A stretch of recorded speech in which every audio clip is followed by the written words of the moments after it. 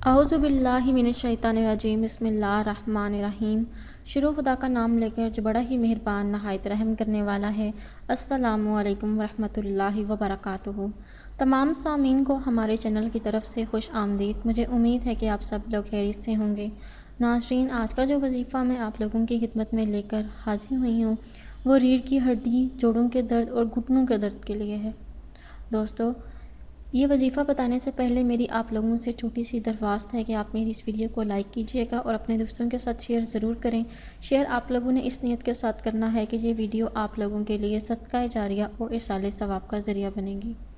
دوستو، ہو سکتا ہے کہ آپ کے ایک شیئر کرنے کی وجہ سے کسی انسان کی بہت بڑی پریشانی یا مشکل حل ہو جائے اور اس کا ثواب آپ کو بھی ملے گا۔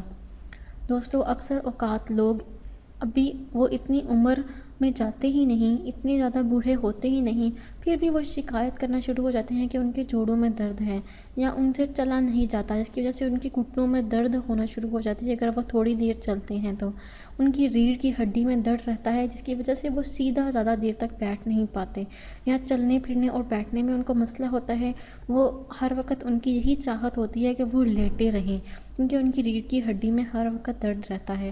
دوستو، اگر آپ وظیفہ کریں گے انشاءاللہ تعالیٰ آپ کی ریڑھ کی ہڈی میں، آپ کے گھٹنوں میں، آپ کے جوڑوں میں کسی قسم کا بھی درد ہوگا تو وہ اس کا خاتمہ ہو جائے گا۔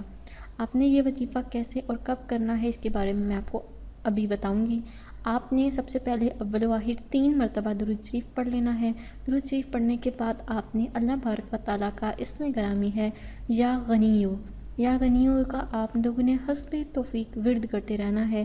آپ چلتے بیٹھتے اٹھتے بھی آپ یہ ورد کر سکتے ہیں، اور جس ٹائم بھی آپ کو درد ہونا شروع ہو آپ نے اس جگہ پر ہاتھ رکھ کر اس ورد کو کر لینا ہے۔ اس اسم مبارک کو پڑھنے سے انشاءاللہ تعالیٰ آپ کا جو بھی درد ہے وہ رفع ہو جائے گا۔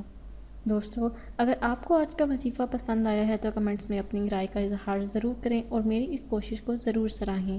دوستو، انشاءاللہ تعالیٰ آپ سے پھر ملاقات ہوگی بہت جلد۔ میری اللہ پاک سے دعا ہے کہ اللہ پاک آپ سب کو صحت و تندرستی عطا فرمائے اور حلال رزق عطا فرمائے، آمین ثم آمین۔ دوستو، مجھے بھی اپنی دعاؤں میں یاد ضرور رکھیے گا۔ اللہ حافظ و ناصر۔